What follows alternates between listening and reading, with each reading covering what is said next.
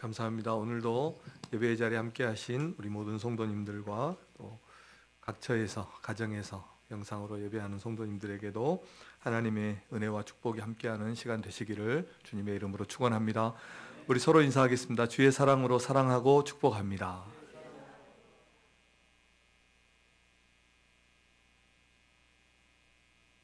요즘 그 젊은 사람들, 특히 1, 20대 여성들이 아주 좋아하고 인기 있는 그 중국 요리가 있습니다. 그것이 바로 이 마라탕인데, 다양한 향신료를 사용해서 막 혀가 얼얼하고 아주 맵게 이렇게 먹는, 또 그 강도도 이렇게 여러 가지 조절해서 먹는 그런 음식이고, 젊은 사람들이 아주 좋아합니다. 이 마라라는 뜻이 혀를 마비시킨다. 그래서 마비 혹은 이런 또 맵다라는 마비를 뜻하는 마를 합쳐져서 이 마라이고요. 히브리어의 마라, 오늘 우리가 말씀의 제목인 마라와 되게 비슷한 그런 의미를 가지고 있습니다. 히브리어도 이 마라는 쓰다, 괴롭다 이런 뜻입니다. 슬프다 이런 뜻이 이 마라에 들어있는데, 흔히 사람들이 이런 자극적인 음식이라든지 자극적인 것을 찾는 이유는 그것이 기분을 좋게 해주기 때문입니다. 스트레스를 해소시켜서 부정적인 생각에서 벗어나게 해주기 때문에 이런 자극적인 음식이라든지 음료를 마시는 것입니다. 운동을 하고 나면 탄산보다는 물이 훨씬 갈증을 해소하는데, 탄산이 더 막 찾아지는 것은 목을 따갑게 자극해서 시원하게 이렇게 느끼는 것입니다. 이런 생각을 들도록 합니다. 술도 마찬가지죠. 일을 마치고 사람들이 하루 일과를 딱 마치고 술을 이렇게 한 잔 마시면서 어떻게 생각합니까? 스트레스가 쫙 내려가는 것 같다. 이렇게 생각을 하는 겁니다. 다시 말하면 무엇인가 어떤 더 강한 자극을 주어서 피곤함이라든지 인생에 지친 이런 것보다 더 강한 자극을 주어서 이제 스트레스 같은 이런 부정적인 생각을 떨쳐내는 것입니다. 그래서 이것이 반복되면 우리의 뇌는 어떻게 생각합니까? 스트레스를 받으면 술을 마셔야 되겠구나 이렇게 생각을 하는 겁니다. 그래서 중독이 되어 가는 것입니다. 마약이나 게임 중독이나 여러 가지 중독들도 다 이와 같은 경험에서 시작됩니다. 그래서 마라의 마자라든지 마약의 마자도 동일한 이렇게 마비를 뜻하는 이런 말을 사용하는 것입니다. 그래서 이런 전체 이야기들을 생각해 보면 요즘은 우리가 이런 자료들이 많아서 쉽게 찾아볼 수 있는데, 우리의 뇌에서 이제 우리가 어떤 행복감을 느낀다든지 즐거운 이런 기분을 느끼는 것은 뇌에서 도파민이 나오기 때문에 행복감을 느끼는 거예요. 그냥 어떤 좋은 일이 있어서 행복감을 느끼는 것이 아니라, 그런 좋은 일을 경험하면 뇌에서 그 행복을 느끼게 하는 그런 물질이 나온다는 거예요. 물질이 나와서 행복해지는 거예요. 그런데 만약에 어떤 마약 같은 것을 하게 되면 이 도파민이 과도하게 나오는 거예요. 막 짜내서 과도하게 분출해서 기분이 더 훨씬 좋아지는 겁니다. 쥐어짜듯이. 그런데 이것을 자주 하다 보면 이제 뇌의 신경 전달 체계가 무너져서 나중에 마약을 끊게 되면, 하지 않게 되면 도파민이 나오지 않아요. 자연스럽게 이게 나와야 되는데 막 너무 많이 짜내서 나오지 않게 되니까 어떻게 되냐면 금당 증상, 우울증 이런 것들이 나오게 돼서 괴로움에 시달리는 겁니다. 그래서 마약 이렇게 하시는 분들이 마약을 하지 않게 되면 막 온몸에 벌레가 기어 다니는 것 같은 이런 느낌, 막 환각이 보이고 귀신이 보이고 이런 증상들이 막 나타나서 마약을 하지 않는 고통이 너무 심하기 때문에 다시 또 마약을 하게 된다는 것입니다. 그래서 우리 사람에게 적당한 스트레스, 그리고 삶에서 자연스럽게 건강하게 이 삶의 스트레스들을 건강하게 해결하는 이런 지혜가 얼마나 중요하다는 것을 우리가 알 수 있습니다. 오늘 본문으로 가보면 이스라엘 백성이 지난주에 홍해를 건넌 다음에 수르 광야에 들어가게 되었습니다. 수르 광야에 들어가서 이 사흘길 정도를 걸었는데 물을 얻지 못했어요. 그런데 그 마라라는 곳에 원래는 지명이 다른 지명이죠. 근데 그곳에 도착해 보니까 물이 있었는데 그곳 물이 써서 마시지 못했다. 그래서 그곳 이름을 쓰다, 말하다, 슬프다, 괴롭다, 이렇게 그곳 명칭을 이름을 붙였다는 것입니다. 자, 우리가 여기에서 이제 우리 인생이 무엇인가를 첫째로 한번 생각해 볼 수 있습니다. 자, 우리 인생은 무엇이냐면 우리 인생은 광야와 같습니다. 아니, 광야와 같은 것이 아니라 광야입니다. 광야는 사막입니다. 영어로 번역하면 사막이에요. 우리 인생은 사막입니다. 사막을 걸어가는 것과 같습니다. 22절에 보니까 이렇게 말씀했어요. 모세가 홍해에서 이스라엘을 인도하며 그들이 나와서 수르 광야로 들어가서 거기서 사흘길을 걸었으나 물을 얻지 못하고 430년 동안 애굽에서 종살이하고 그곳에서 해방되었습니다. 그리고 홍해 바다가 갈라지고 그곳을 마른 땅으로 건넜지만 그들이 광야로 들어가서 그 광야를 걸었다는 것입니다.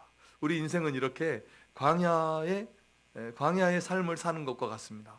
그 사막과 같은 길을 걸어가는 것입니다.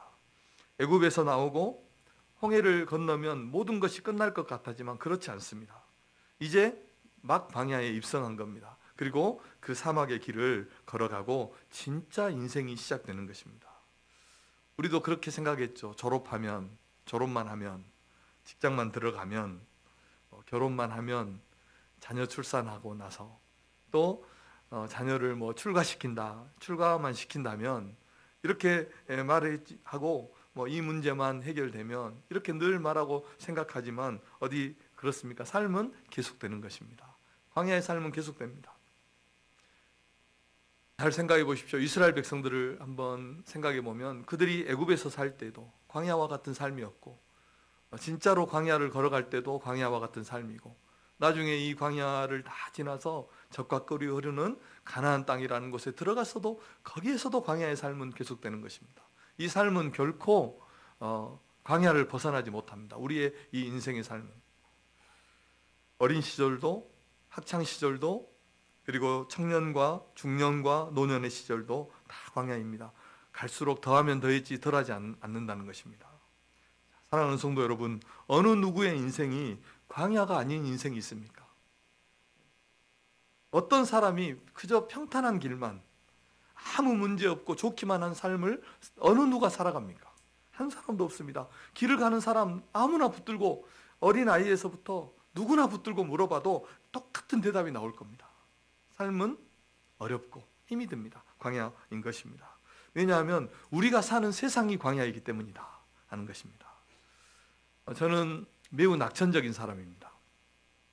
웬만한 일은 다 이해합니다. 이해하고 또 뒤에서 막 꽁하거나 그러지 않아요. 다 웬만하면 다 이해해요. 잘 받아들여요. 어떤 일들을. 그래서 스트레스가 무엇인지 잘 모릅니다. 스트레스가 무엇인지 잘 몰라요. 왜냐면 마음이 다 이해가 돼버려요. 딱. 이런 일도 있었어요. 언젠가 딸이 학교 다닐 때 학교에서 밖에서 스트레스를 엄청 받고 들어왔대요. 그러니까 제가 그게 뭐가 좋다고 집에까지 가지고 왔냐. 다 그냥 먼지 털듯이 털어버리고 돌아와라 집에 올 때는. 그래서 서로 웃고 만 적이 있었는데 그런데 살다 보니까 이 삶에는 피할 수 없는 문제들이 있다는 것을 저는 이제 깨닫게 됩니다. 그 문제가 내가 일으킨 문제든지 가족의 문제든지 내 주변에서 일어나는 문제든지 이런 문제를 만나게 되니까 그렇게 이제 낙천적인 사람이어도 스트레스를 받지 않을 수가 없는 그런 시기가 있고 그런 일들이 있었습니다. 그래서 전에는 한번 이렇게 낙천적이니까 또 작은 일 때문에 더 마음을 졸이는 것도 있긴 해요. 그 어쩔 수 없는 문제들이 조금 많이 쌓였을 때는 원형 탈모도 제가 겪어봤어요. 원형 탈모. 사람의 몸이 정말 신비하구나. 스트레스를 받으니까 탈모가 오는구나 정말로. 그런 적도 있었어요. 우리 인생은 이렇게 광야를 걸어가는 것과 같은 것입니다. 그리고 이 광야에는 수많은 어려움과 괴로움들이 곳곳에 도사리고 있습니다. 우리의 삶에.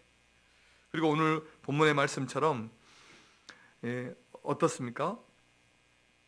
이 홍해를 건넌 지 3일 만에 이들이 문제를 만난 거예요. 우리 인생은 3일만 걷다 보면 또 다른 문제가 우리 앞에 펼쳐지는 것입니다. 3일이 무엇입니까? 고개만 돌리면 문제예요. 고개만 돌리면 사방이 문제거리인 겁니다. 왜냐하면 이곳이 다시 한번 말씀드리지만 우리가 살아가는 이 세상이 광야이기 때문입니다. 우리가 오늘 이것만 알아도 우리 인생이 이렇게 광야라는 것, 우리의 삶이 이런 사막과 같은 것이라는 그것만 우리가 알아도 삶의 자세를 많이 바꿀 수 있습니다. 삶의 태도를. 어떻게 바꿀 수 있어요? 원래 이런 곳이었지, 이렇게 생각하는 거예요. 원래 이곳은 이런 곳이었지. 지금 우리 앞에 당한 문제는 그 많은 문제 중에 하나일 뿐이에요. 이런 곳이었지라고 문제를 대면하는 거예요. 직시하는 거예요. 그리고 이 문제도 하나님이 도와주시고, 지난주 우리가 홍해에서 받은 교훈처럼 하나님을 경외하고 하나님을 믿고 의지하면서 이 문제도 잘 해결하고 넘기면 되는 것입니다. 자, 우리 성도님들이 우리의 삶에 나타나는 그런 모든 문제들을 하나님을 경외하고 하나님을 믿고 의지함으로, 또 하나님의 도우심으로, 하나님의 은혜로 잘 해결해 나아가시는 우리 성도님들 되시기를 바랍니다. 둘째로 우리 인생은 목마릅니다. 이 광야 사막의 최대 문제는 물이 없다는 것입니다. 광야가 여러 군데가 있거든요. 수르 광야, 바란 광야, 또 여러 광야들이 있는데, 이스라엘 백성이 건너온 광야들이, 그들이 바란 광야에서 38년을 살았습니다. 38년을 살 때는 그곳에 물이 있었기 때문에 38년을 살 수 있었지만, 이 광야를 이동할 때 가장 문제는 물입니다. 마실 물이 없는 것입니다. 그래서 살지 못하는 것입니다. 광야에서 살지 못하는 것입니다. 물은 인간의 생존에 가장 중요한 요소입니다. 생명이면서, 물은 우리의 생명이면서 우리의 몸의 기능을 최적의 조건으로 유지할 수 있도록 해주는 것이 물이죠. 그래서 우주에서 우주 생명체가 있느냐를 볼 때 가장 먼저 찾는 게 물입니다. 물이 있어야 생명이 살 수 있으니까 물을 찾는 것이고, 영국의 시인 오드는 그 누구도 물 없이는 살 수 없었다, 이런 시도 지었습니다. 단식은 30일을 해도 버틸 수 있지만 물은 3일만 먹지 않으면 죽는다고 합니다. 그리고 3일만 먹지 않아도 몸에 이상이 생겨버려요. 그래서 충분한 물을 섭취해야 되고, 또 반대로 우리가 이렇게 아주 우리의 몸에 필요한 만큼의 충분한 물을 섭취하면 우리의 몸에도 정말 좋다는 것을 우리가 잘 알고 있죠. 노폐물을 배출하고, 통풍이나 또 고혈압도 낮춰주고, 결석과 같은 것도 이렇게 잘 예방해주고, 또 병을 지연시켜주는 이런 역할도 이 물이 해주는 것입니다. 그리고 피부 건강에도 아주 좋대요. 물을 이렇게 충분하게 마셔주면. 또 어떤 사람은 너무 많이 마셔도 문제가 된다고 해요. 그래서 필요한 만큼의 물을 잘 섭취해주면 이렇게 건강하다 하는 것입니다. 이렇게 물은 우리에게 필수 불가결한 것이기 때문에 1%만 부족해도 심한 갈증을 느끼고 어려움을 느끼는 것입니다. 우리가 광야와 같은 세상을 살아가는데, 그래서 우리에게 이런 이 목마름이 있는 겁니다. 갈증이 있다는 것입니다. 그래서 이런 목마름을 가지고 있기 때문에 그것을 해소하기 위해서 우리는 끊임없이 무엇인가를 마시려고 하는 겁니다. 이런 우스운 이야기가 있죠. 우리나라의 술 소비량이 세계 1위라는, 실제는 11위예요. 독주가 1위랍니다. 아주 독한 술 마시기를 제일 잘한대요, 우리나라가. 그래서 이런 말이 있죠. 동문회는 뭐 하는 곳이에요? 동문회는 같은 학교 졸업자들이 모여서 술 먹는 모임이에요. 산악회는 산에 가서 술 먹거나 산에 내려와서 술 먹는 모임이에요. 조기축구회는 아침에 축구하고 축구 끝나자마자 술 마시고 또 저녁에 모여서 술 마시는 모임이에요. 향후회나 전후회는 무슨 모임이에요? 같은 고향 사람끼리, 같은 군대에 제대한 사람끼리 모여서 술 먹는 모임이에요. 수련회는 어떻게 됐습니까? 수련회는 어떤 모임입니까? 무슨 훈련한다고 가서 밤새도록 술 마시는 모임, 수련회. 번개는 갑자기 모여서 술 마시는 거예요. 문상은 초상집에 가서 술 먹는, 피로연, 결혼식, 약혼식, 연수회, 회식, 신년회, 망년회, 송년회, 야유회, 골프회, 모든 모임은 다 술 먹는 모임이에요. 그래서 이렇게 말하죠. 사람들이 어떻게 말합니까? 술 없으면 심심하다고 그래요. 술 없으면 심심하다고. 왜 이러는 걸까요? 인생이 목마르기 때문이에요. 끊임없이 무엇인가를 마셔야 되는 거예요. 러시아의 문호 도스토예프스키가 있죠. 이 사람이 도박에 관한 쓴 글이 있었어요. 그래서 사람들이 도박하는 이유가 무엇일까 생각했는데 처음에는 돈이 목적인 줄 알았는데 돈이 목적이 아니더래요. 그래서 돈이 많아지면 도박을 안 해야 될 거 아닙니까? 그런데 도박은 누가 해요? 돈 많은 사람들이 하는 거예요. 돈 많은 사람들이에요. 돈이 생기면 도박장으로 달려가는 거예요. 뭐 정선 카지노 이렇게 생겨서 재산을 탕진하고 가산을 탕진하고 그곳 앞에서 이렇게 노숙자 생활하는 사람이 많아졌다고 하잖아요. 그 사람들에게 이제 다시는 안 해야지 이렇게 듣고 차비를 주어서 돌려보내면 그 차비 가지고 돌아가다가 다시 돌아와서 마지막 놓고 이렇게 그곳에서 노숙자 생활을 한다는 겁니다. 그래서 이 문호가 이제 결론을 내었는데 도박은 돈 때문에 하는 것이 아니라 육체의 목마름 때문에 하는 것이다. 이렇게 결론을 내렸다고 합니다. 무엇인가 삶에 자극적이고 짜릿한 물이 필요한 거예요. 그것이 술이고 게임이고 또 도박과 마약이고 육체의 정욕으로 표출된다는 것입니다. 우리 인생은 이렇게 목마른 것입니다. 이 갈증은 사마리아 여인처럼 남편이 5명, 6명 있어도 해결되지 않고 술로도 여행으로도 그 어떤 것으로도 해결되지 않고 주님으로만 해결되는 것입니다. 제가 지난주 목요일에 극동방송에서 하는 세미나에 참석했는데 2004년 한국교회 트렌드 이런 것들을 조사하는 그런 기관이에요. 목회자들. 거기에서 저자가 와서 강의를 하는데 여러 가지 조사들 중에 이것을 강의하는 거예요. 경제 선진국 17개국의 그 나라들의 어떤 인식도를 조사하는데 삶을 의미 있게 만드는 것이 무엇입니까? 라는 이런 조사를 해요. 표 한번 보여주시면 17개 나라를 조사했는데 우리 한국만 유일하게 경제적 풍요가 1위. 경제적 풍요가. 다른 데는 다 가족이 1위고 거의 대부분이 가족이 1위고 그 다음에 뭐 직업이고 세 번째 경제적 풍요 이런데 한국 사람만 돈을 가장 우선순위에 두었다는 거예요. 가족은 3위였어요. 가족보다 돈이 더 중요해요. 자, 그런데 이렇게 이룬 물질적인 풍요가 우리나라를 행복하게 만들었습니까? 우리 사람을 행복하게 만들었습니까? 그렇지 않았다는 것입니다. 또 물질적 풍요만 그런 것이 아니라 세상이 우리에게 주는 것은 우리 인생에 참된 만족을 주지 못합니다. 어느 정도의 목마름을 해결해 주지만 참된 해결을 주지 못한다는 것입니다. 그래서 우리 인생은 목마르다 하는 것. 그리고 마지막 세 번째로 우리 인생은 매우 쓰다는 것입니다. 마라와 같습니다. 23절을 우리 함께 다시 한번 읽어보겠습니다. 시작. 마라에 이르렀더니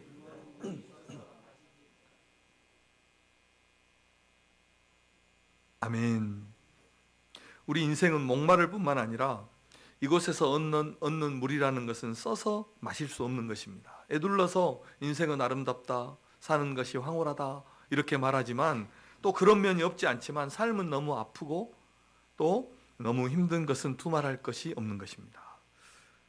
어떤 할아버지가 술을 이렇게 마시고 있는데 어린 아이가 물어봤어요. 술이 맛있어요? 이렇게 물어보니까 술이 달다고 그랬어요.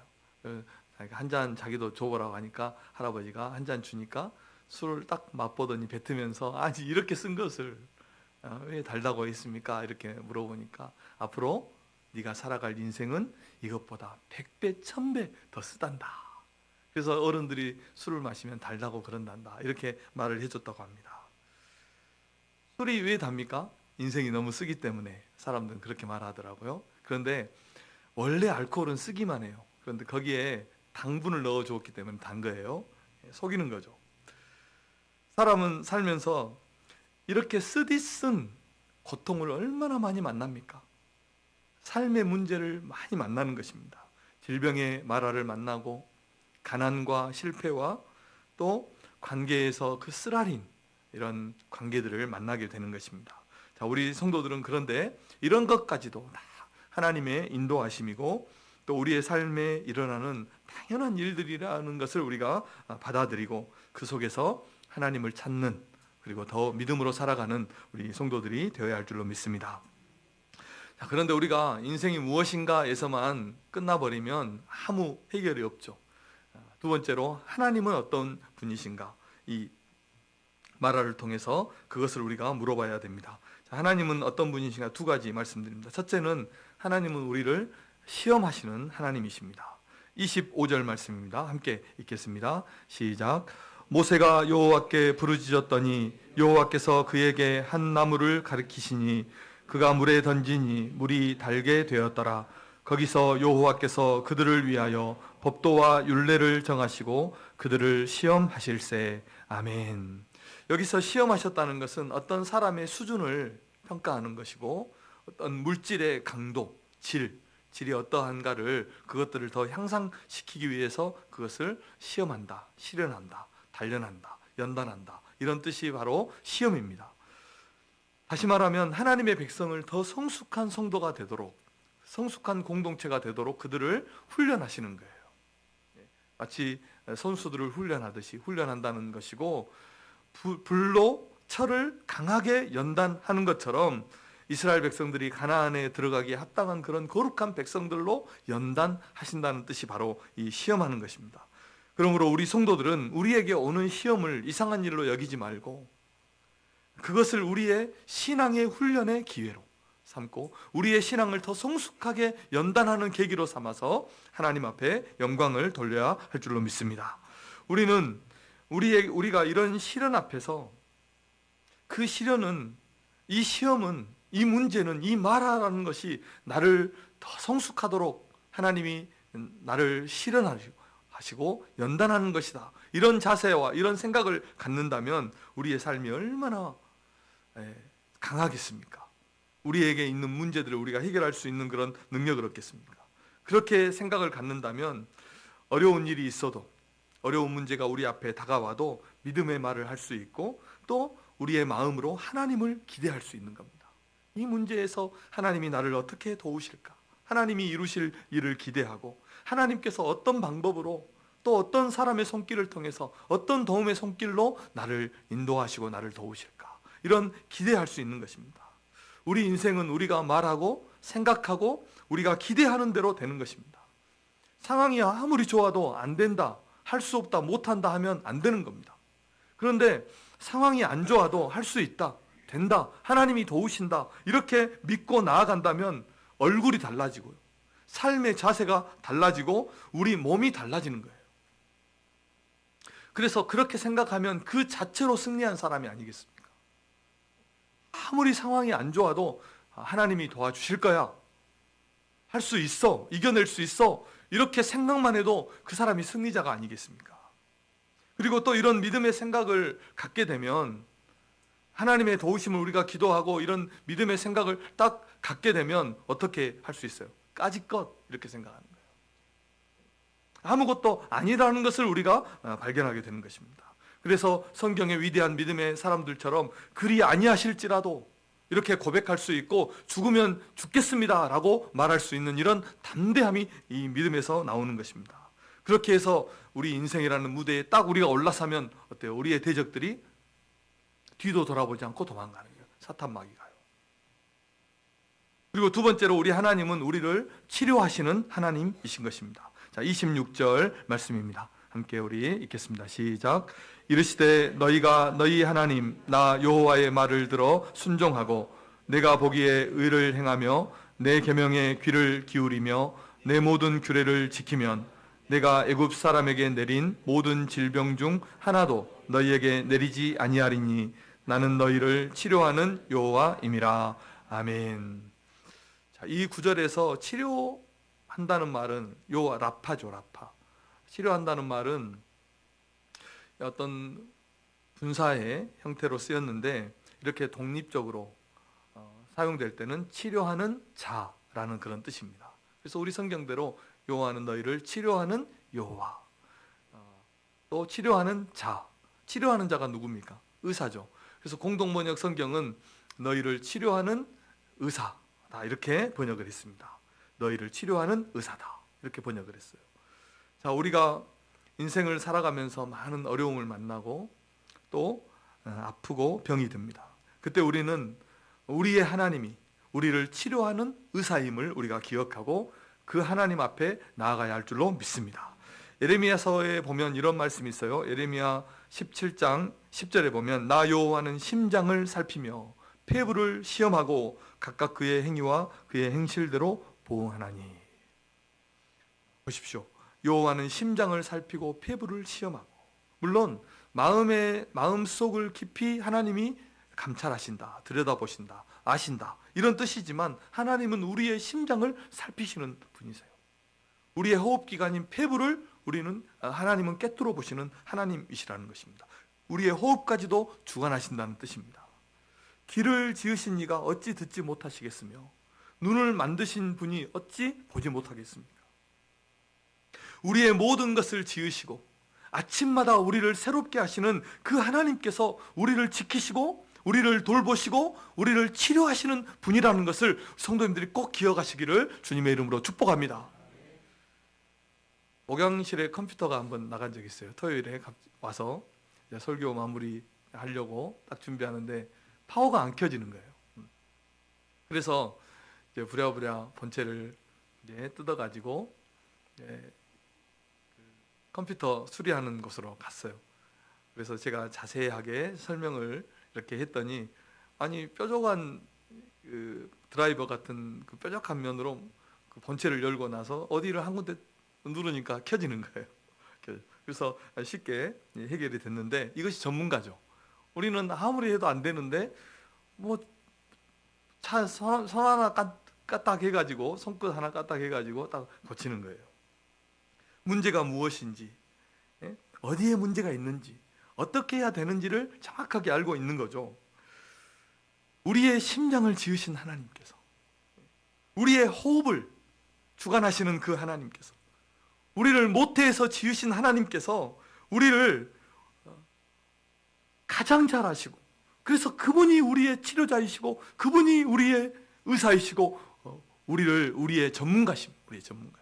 그 하나님께 우리의 삶을 맡기고 인생을 맡길 때 우리의 삶이 가장 안전하고 행복할 줄로 믿습니다. 이사야 44장 2절입니다. 함께 읽겠습니다. 시작. 너를 만들고 너를 모태에서부터 지어낸 너를 도와줄 여호와가 이같이 말하노라. 나의 종 야곱 내가 택한 여수르나 두려워 말라. 아멘. 자, 말씀의 결론입니다. 제가 2015년에 설교할 때 이렇게 본문을 가지고 설교 제목을 잡았더라고요. 인생은 쓰다 그러나 달다, 이렇게 말을 설교 제목을 썼어요. 인생은 씁니다. 그렇지만 또 답니다. 왜냐하면 하나님께서 오늘 말씀처럼 달게 하시기 때문입니다. 인생은 아픕니다. 그러나 낫습니다. 하나님이 고쳐주시기 때문입니다. 인생은 슬픕니다. 그러나 기쁩니다. 하나님께서 우리의 슬픔을 위로하시고 우리의 삶에 기쁨을 주시기 때문입니다. 그래서 처음에 말씀드린 대로 자연스럽게 과도하게 우리의 기쁨을 만들려고 하지 말고 자연스럽게 이 삶에서 하나님이 주신 기쁨들을 누리시면서 하나님을 찬양하면서 그렇게 살아가시는 우리 성도님들 되시기를 바랍니다. 세상이 주는 것은 헛될 뿐입니다. 그것은 잠시 고통을 잊게 해주는 것일 뿐이지 더 큰 고통을 주어서, 더 큰 아픔을 주어서 아픔을 잠재우는 것일 뿐입니다. 마치 무엇과 같습니까? 술과 같고 마약과 같은 것입니다. 잠에서 깨고 나면 속만 쓰립니다. 그런데 하나님이 우리에게 주시는 것은 완전합니다. 완전합니다. 세상이 주는 것과 다릅니다. 요한복음 14장 27절 말씀입니다. 함께 읽겠습니다. 시작. 평안을 너희에게 끼치노니 곧 나의 평안을 너희에게 주노라. 내가 너희에게 주는 것은 세상이 주는 것과 같지 아니하니라. 너희는 마음에 근심하지도 말고 두려워하지도 말라. 아멘. 오늘 말씀처럼 우리가 믿음과 순종으로 살아간다면, 하나님이 주신 규례와 말씀과 하나님이 주신 법도대로 살아간다면 능히 우리 앞에 있는 문제들을 우리가 이겨낼 것이고, 하나님은 우리의 마라를, 우리의 그 고통을, 우리의 그 쓴 것을 달게 바꾸어 주시고 우리를 치료하실 줄로 믿습니다. 애굽 사람에게 내린 질병 중 하나도 내리지 않겠다고 주님이 약속하신 거예요. 하나님의 말씀대로 살아간다면 또 그것들을 거두어 가실 줄로 믿습니다. 우리 성도님들에게 이런 하나님의 은혜가 충만하시기를 주님의 이름으로 축원합니다. 기도하겠습니다. 하나님 아버지 감사합니다. 우리의 삶은 광야이고 사막을 걷는 것과 같고 그곳에는 목마름이 있고 또 쓰디쓴 아픔과 고통이 있습니다. 하나님, 그러나 우리 하나님은 우리로 능히 이 광야와 같은 세상을 걸어가게 하실 것이고 그곳에서 만나는 그 목마름을 해결해 주시고 그 쓴마라를 달게 바꾸셔서 우리가 기쁨으로 주님을 섬기며 또 이 길을 걸어갈 수 있도록 인도해 주신다는 것을 우리가 믿습니다. 이 사실을 꼭 기억하고 하나님과 동행하며 주의 말씀에 순종하며 믿음으로 살아가는 우리 모든 성도들 되게 하여 주시옵소서. 믿음을 가지고 세상을 살아서 승리하는 우리 성도들의 삶이 될 수 있도록 하나님 은혜 베풀어 주옵소서. 예수님의 이름으로 기도드립니다. 아멘.